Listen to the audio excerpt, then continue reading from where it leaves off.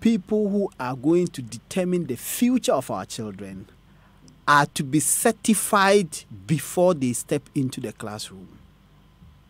And they are to hold licenses. I think as someone who has taught before and someone who has seen teaching firsthand and the kinds of things that go on in classrooms across the country, this is about the best decision for our education. Why? Because I have seen people who ought not teach at all pretend to teach. I have seen people engaged to teach and people who determine the lives of children who should not teach at all. So I taught in a school in which a co-teacher used to ask the school pupils to go and steal eggs for him.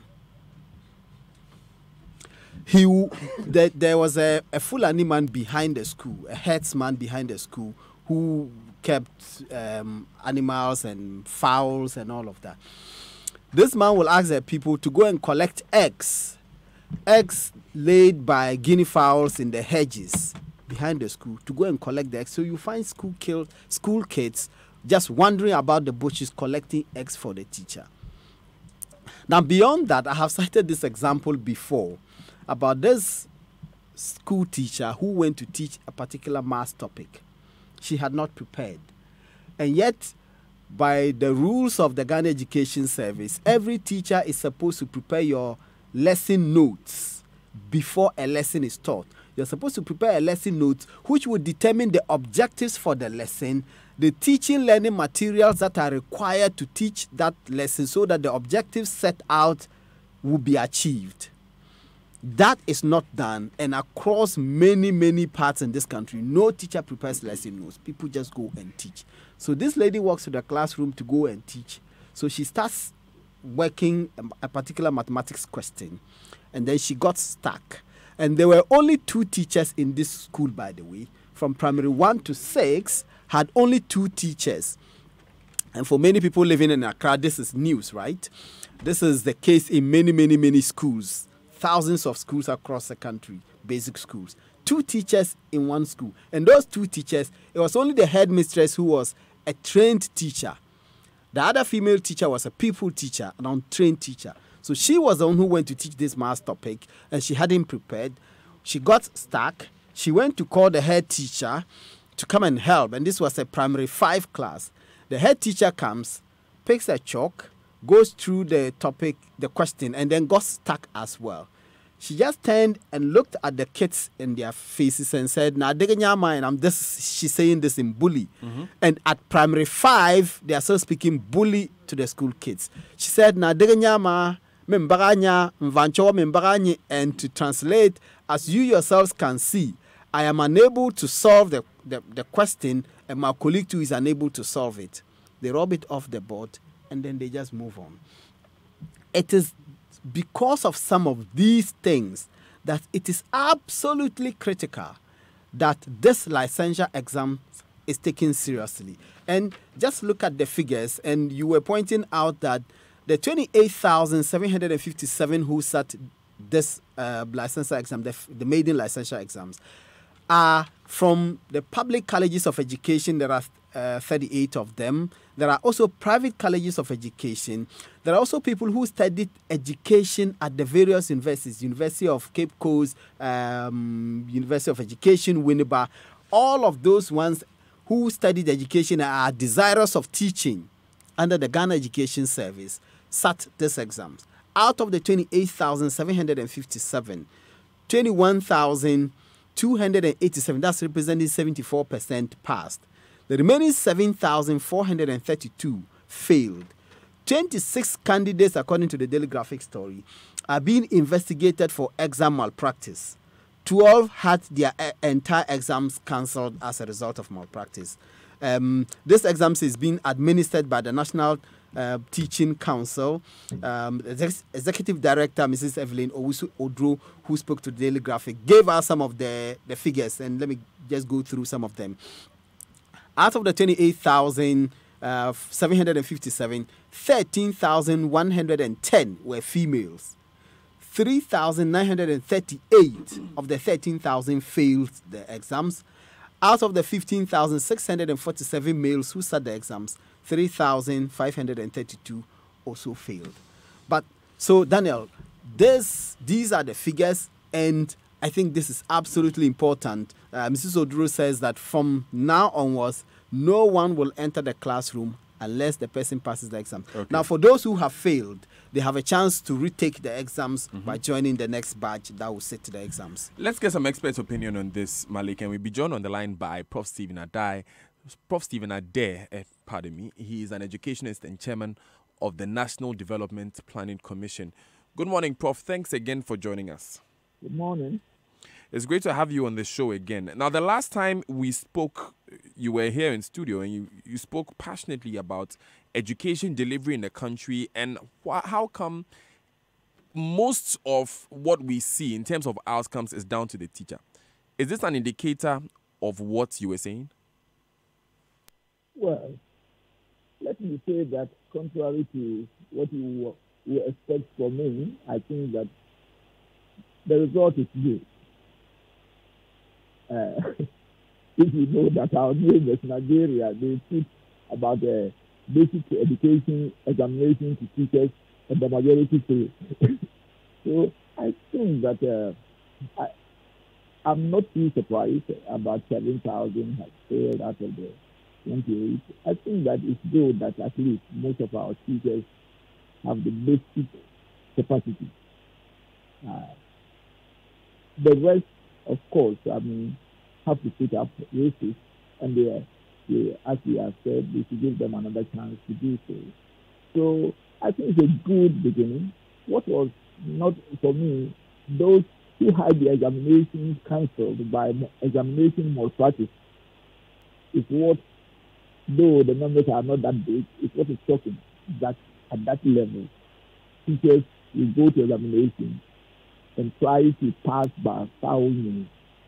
But generally, I think that what the ministry has started is good, and though there was some resistance, eventually, because at the end of the day, university education hinges mostly on the quality attitude of teachers and the supervision that they get.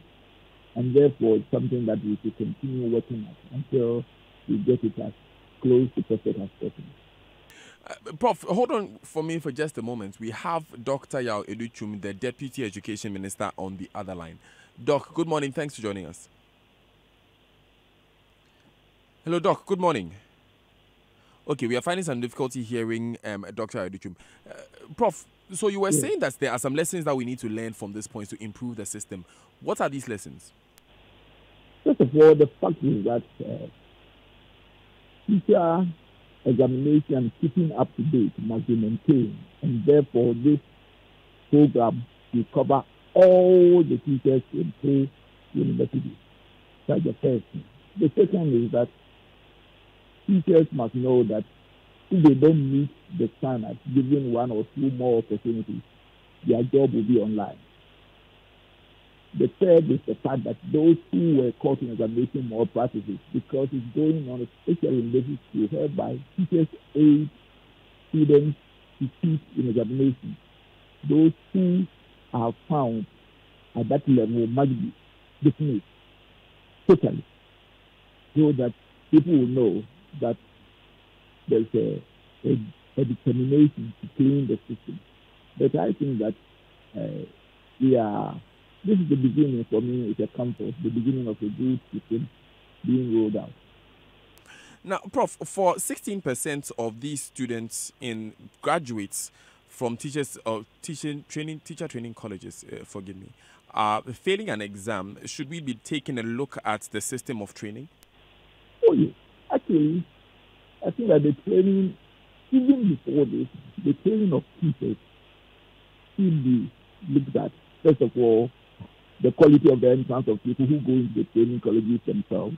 There must be also not allowing, only the university that there must be across the board testing of students while they are in school, and not that the university has given you some certificate that is good, both for the practical and moral and everything else. No, we must look at the training of our teachers. And for me, it's not so much getting them. People believe that if you improve them, that everybody become a graduate, then you get a good result. That is only a small part of it. There's a constant refresher course, keeping up to date, making your notes, your scheme of work, making it inspected by your supervisor, the head teacher, and also making sure that those who are appointed to head teachers must have special training, not that as you continue. Okay, Prof. Prof. Hello, Prof. Hello. Right, Prof. Let me apologize to Prof. Adair because we are having some poor outputs. The quality of his line is not so good. So I'll go on the other line and speak with Dr. Yaw-Adutwum whilst we work on that. Doc, thanks for joining us. Good morning. Great, good morning. So a Prof on the other line was saying that we need to, even though the 74 passing rate for the exam was good, we do need to take a look at how teachers are trained. If we have 16%, that's about 7,400 of them failing a licensure exam. Your reaction? Who was talking, please? I didn't hear. Prof. Stephen Adair. Oh, okay. Yeah, of course. I mean, you can always learn from any exams that you do. You're going to have to find out what are the areas of strength, the areas of weaknesses, and also more specifically, since you have so many schools, colleges of education participating in this, the NTC will have to take a look at what is the pass rate for each of the respective schools, so that they begin to see that if you go to, let's say, Jackson College of Education, you look at their data and you have, let's say, because some school may have 90%. Some school may probably have 100%. So this is a very good way of looking at how well things are going in various schools. What are the differences? You have a school that had a 20%. Then you go there and look at what is the curriculum here. How are they training the teachers? So, of course, this is a database that is worthy of digesting and mining. This is a great opportunity for data mining for our universities and for researchers and also for the respective colleges of education. Okay. In the first place, even before we had this examination, there were concerns about the quality of teaching in colleges of education. Would you agree? I mean, the issue is this. I would not blame the colleges of education. I'll tell you why. Around the world where teachers are doing very well, invariably, you're going to see a Bachelor of Education as a minimum requirement, for teaching. We created a system that said diploma was good enough, and it was done in such a way that students were in their schools for 2 years and they go out 1 year to do teaching practice. So if you want to spend 2 years teaching the content and the pedagogy, the way teachers should teach and the way students should learn, 2 years is not good enough. So it wasn't the fault of the colleges. It was a serious systemic failure on the education system, not ensuring that they had enough time to cover the content. So I'm not surprised that people were worried about it. And that's why since last September it has been changed to 4 years plus 1 year induction. So now we are confronting the issue head on. So it's a systems issue and not so much the failure on the part of the teachers or their respective colleges of education. Is it duration or its content? Both. If you don't have, if you by content, do you mean their mastery? I'm talking about what is taught in the classroom. I mean, in the colleges of education. In the colleges of education, the content, if you don't have the time, you can't cover enough content. So the breadth and the depth of what the teacher needs to know will be limited. So now that we have 4 years, you have an opportunity to really ensure that the teacher understands the subject. And now they are taking 2 subjects. They truly understand the subject that they are going to do. And they have enough broad background in reading and writing and mathematics to be able to really instruct the children that will be sitting in front of them. So we have a rare opportunity here where now they can go more in-depth into the content and they can also go more in-depth in terms of the pedagogy. So this is a rare opportunity to really improve teaching and learning by giving them the time that they needed to do an in-depth study of the various subjects that they were going to teach. So apart from the increments of the duration, what is being done about what they are actually learning and the people teaching them in the colleges of education? Yeah, of course, with the colleges of education, they are now upgrading their staff. A number of them have gotten scholarships to do their PhD, so that the people who are going to teach them will also have the mastery of the subject area that they are teaching. But more especially, if you look at the teaching methodology and the pedagogy in terms of how you instruct students, now the DFID sponsored curriculum that they are implementing is enabling them to teach in different ways. As it is said, we want to change the approach to teaching from where the teacher is a sage on stage. The teacher knows everything. You go to the classroom, you dictate the notes, the student writes it down. On the day of the exam, they give it back to you, and those students are just the best. That is not the 21st century of teaching and learning. So now this curricula is helping to teach teachers differently at the university, so that when they come out, they also be instruct the children differently. So it's both in terms of how you teach and also with the pedagogy and also what you teach. So that's for those who are in school. What happens to those who are already in the classrooms teaching? In the classroom, the training is going to center around the new curriculum that NACA is deploying. So the new curricula that they are deploying is going to require massive teacher training around the country. They are doing a teacher handbook. They've actually finished the framework from primary KG to primary 3. They are moving on to primary 6. And that framework is going to actually help teachers know how to teach the new curricula. And the new curricula lends itself to a pedagogy that ensures that the student is at the center of the instruction, not the teacher. So, yes, they're going to be teacher training, and that will also going to help those who are already teaching to ensure that they will align with the new curricula that requires that you are no longer the sole source of knowledge, but rather you are a facilitator of the learning process in the classroom. I saw a recent post on social media. A mother posted a picture of her son's workbook, and there was this picture of a television, which looks like a microwave oven. So the son said it was a microwave oven instead of television because, it's this old television that is shaped a bit like a microwave oven. Both were right. How are we updating our curriculum? That kid may be coming from some upper middle classrooms. In the villages, we don't even know microwaves. I understand what you're saying, but for the children in the villages as well, they also need to know what is new. We don't have microwaves in the villages. All that we are saying is this: everything you said also testify to the fact that we need an upgrade in the curricula.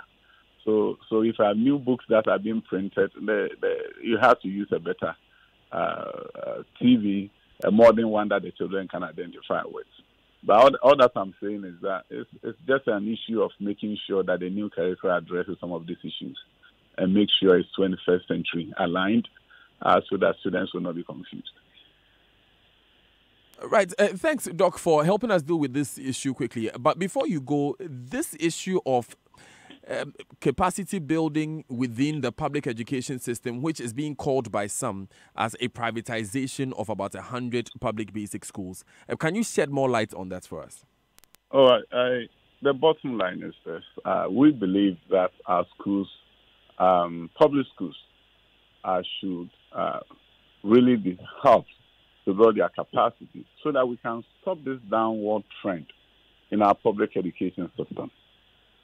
When you go to schools in the urban centers, and in Kumasi, one example is Asim Boys, a very prestigious school attended by some famous people. I did an unannounced visit there recently, and now I couldn't believe it, that the school has fallen apart. Our children parents don't want to send their children there. They've left us. You go to Bantama, the same thing. In Accra here, some city schools virtually empty because parents who even cannot afford are finding any means necessary to send their children to private schools because they don't trust us to deliver for their children. And that is something we want to arrest, a downward trend that should not continue. And that is why when you hear of the various reforms that we're doing from national assessment so that if primary 2 students do their national assessment, we'll be able to know whether they are doing well. that individual student is doing well or not, and how is that primary school doing? Are they doing well or not? And they test in primary 4, they test in primary 6. In between those testing years, they have a year of intervention that allows us to go back and say, what did you not get? Can we improve on it? So that we'll get to a point where we can then link the assessment data with accountability, so that if you happen to be a head teacher, a headmaster of a primary school, we have the data to see, are you doing the right thing or you are not doing the right thing. So we have a number of reform measures, curricular reform, the assessment, instructional strategies that are going to come with the retraining. But at the end of the day, there are some students who this change may not come fast enough. And we are looking at all our options. We are exploring options, which will mean that if we have an NGO that is well-resourced, like the Liberians have done, you'll be able to have them participate in the management of schools. So all that we are saying is this: we are exploring. We have not come out with any policy. We will talk to everyone, the CSOs, the unions, everybody, to bring their opinion to the table and say, if we have 30,000 schools and you have 100 of them that is consistently producing 0% on BECE, even as we embark on reform, if some people can help us, why don't we take a look at that? So we are going to take a look at all those things. We'll talk to all stakeholders. The unions are our partners. There's no fight here. What we're going to do is to make sure that the children who are stuck in the 100 underachieving schools across the country will have a quick relief coming to them. And those are areas where we are dialoguing. We will talk to everyone. People have been invited. We'll take the whole thing to the public domain, to the media, to various communities, so that they can also express their opinion. At the end of the day, Johnny Bonsu, who attends a school where there's 0% on the BECE, if an NGO with resources wants to come and help, provide us a quick relief as we embark on a national reform of our basic education curricula, it's something that we all need to talk about. What's the nature of this participation or this help that the NGOs will be given? Now, at the end of the day, we can look at what other countries have done. And we have not come to what the Ghanaian example should be. But if you look at the Liberian model, for example, they selected schools like that are underachieving, and various NGOs came in. There are some who were even able to raise like $800 per student from abroad to come in and help revamp the school, give the children computers, change the facilities, and other things. And they were on a contract to show if they could produce. And some of them have done very well in Liberia. So we are not there yet as to how the nature, the shape and form of the Ghanaian one. When we get there, we'll be able to know. At this point, we are just receiving ideas. And we have people who are at their own cost helping us explore what is going on in other countries and how that may be able to provide some necessary relief for schools that are at the bottom of the ladder. I'm reading from an independent evaluation of the Liberian example, where in Liberia, it's NGOs that are managing 100 schools. So an evaluation was done of 93 by the Center for Global Development and Research NGO Innovations for Poverty Action. It says here that there are positive results from the Liberia example, but it's not sustainable financially. Oh, of course, you see, we are reforming our schools. So if it's short term and I can lift the students in that 100 schools so that they will have a better future, then we equip ourselves to take it up from there in terms of how we reform our schools.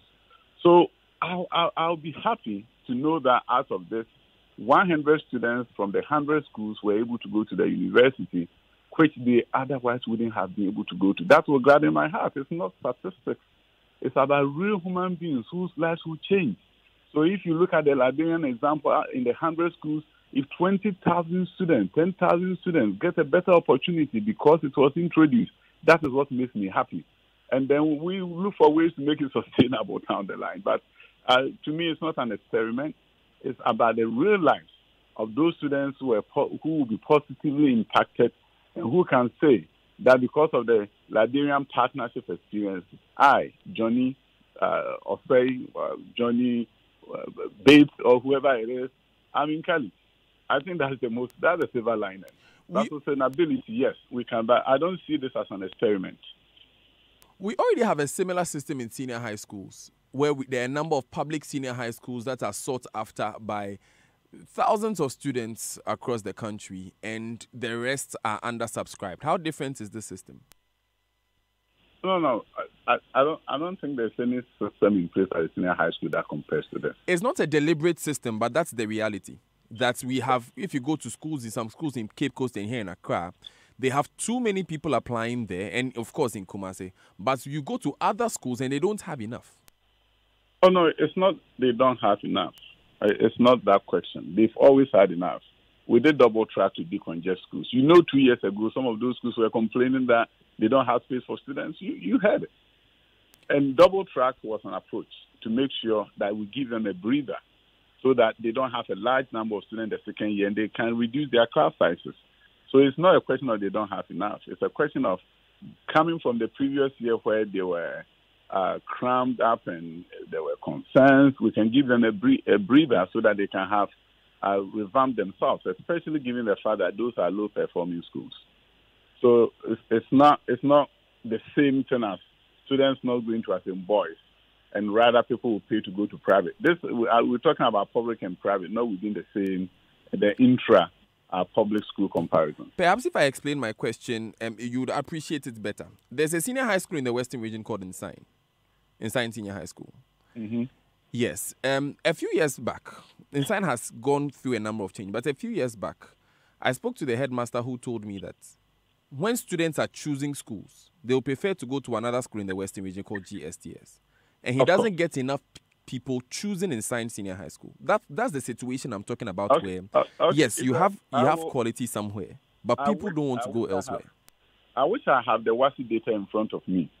Parents are rational, students are rational. If Insine does not lift itself up and their pass rate is low, for example, I haven't looked at their data, then parents are going to rather go to GSTS because my child has a better chance of going to the university.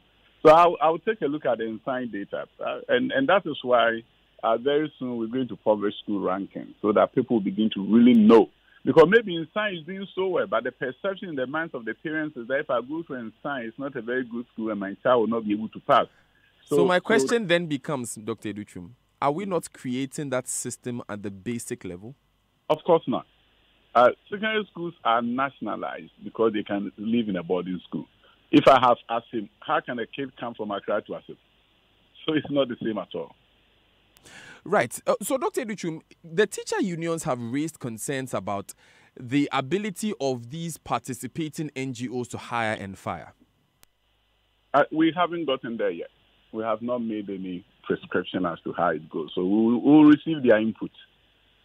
So in allowing these private NGOs to manage, would you be able to give an assurance to the teachers that their jobs are safe?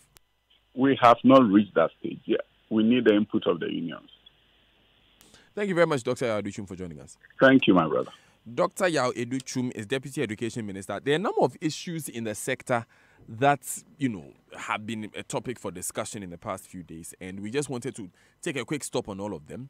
Malik, what do you make of these two issues we talked about, the failure of the 7,000 teachers, where he says it's the calls for reform within the teacher training colleges are in line, those reforms are taking place. There's also capacity building programs for the teachers already in the classrooms. And then he goes on to explain that government is considering the participation of NGOs in the management of these schools, given the Liberia example. And that, first of all, this is not an experiment. Even though they may not have the funds to sustain it, they are believing that government will build the capacity to be able to roll out this system on a larger scale after that.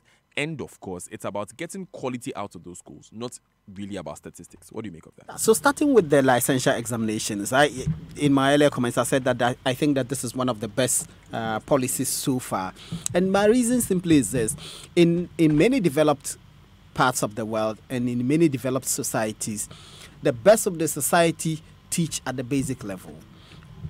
Because at the formative years of every individual, what you grow up to be, the perspectives that you have in life, the opportunities that you develop, all of that are determined by what quality of education you have at the basic level. Those are the formative years. Unfortunately, we have tended not to pay too much attention to that. So we hand over children in their formative stages where they really require proper tutelage by well-trained people who understand the psychology of children and are able to manage them properly. We hand them to people who are untrained, who themselves do not have any better quality education themselves, and they are supposed to model these children. And by the time they get to senior high school level, their personalities have been formed on the basis of poor teaching. So I think that it's absolutely important that this is happening, that this will cascade to even those who are teaching now, that people can sharpen their skills and we can begin to post well-trained people to the basic level, the lower levels, so that children are properly modeled and formed before they get to the higher level. Now, on the question about this so-called privatization, and I'm using privatization in quotes, again, as he points out, if these are already institutions which are not performing well by the current structure and systems and processes in place, these schools are not performing well, and these schools are going to be handed over to NGOs who probably have better capacity and better motivated to improve the performance of these institutions, then it's a good thing. I know that the Ghana Education Service itself has in the past tried to reform and to introduce policies and measures that will get the schools to perform well. I remember when I used to teach, there was this school management committees, SMCs, where community members were expected to be the persons who are directly responsible for how schools in their communities performed. And the PTAs were tasked to select people amongst them who became members of the SMCs, the school management committees, who could come to the school at any time, look at what teachers were doing, be concerned about the performance of the teachers and pupils alike, so that overall the school's performance will improve. Unfortunately, many communities, the people tended not to be interested, or they didn't care, or they themselves actually didn't understand what role they were expected to play, so that the improvement that was required in the schools in their communities will be achieved. So I think that this is in continuing that process of getting community members, NGOs, and other personalities involved in improving educational outcomes in our respective communities. Yeah, you see, this song goes out to all the junior high and senior high students of this country. Yeah, I know you love me and I love you too. Yes.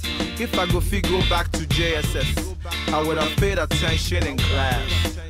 If I go back, I wouldn't have looked at my friends. So we've gone back to JSS today. Go back to JHS, if you like. Lessons very serious. On the Super Morning Show on Joy 99.7 FM. What we've done is that we've taken a look at Dr. Yao Educhum's explanation of some of the reforms in the education sector. Key among this is one thing. He says they haven't taken a decision on the private participation in school management. Go back to junior high.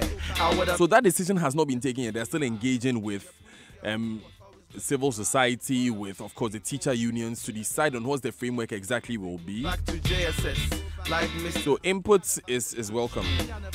So if there are any questions, the input can be given. Answer all the questions. But it's 12 minutes to the top of the hour here on the Super Morning Show on Joy 99.7 FM. We'll take a quick breather, then we'll come back and listen to Anas's new Galamsey expose. What I used to think before, school the B, my class the ball, they say school the B. Before we do that, text messages are brought to you by Afrodan. Your back must last you a lifetime, and Glyco Tribal Insurance Policy. We cushion you for life. Afrodan is offering you today the most comfortable chair in the world, the Nightingale Extreme Comfort Chair. With over 10 thoughtfully engineered features, especially customized for your health and comfort, working has never had this good. Go to Afrodan on the first floor of the Swansea Shopping Arcade and feel this chair. You will be amazed. We'll take these messages. We'll be back with Anas's expose. Stay with us. It's a new day. I want you to first think big, not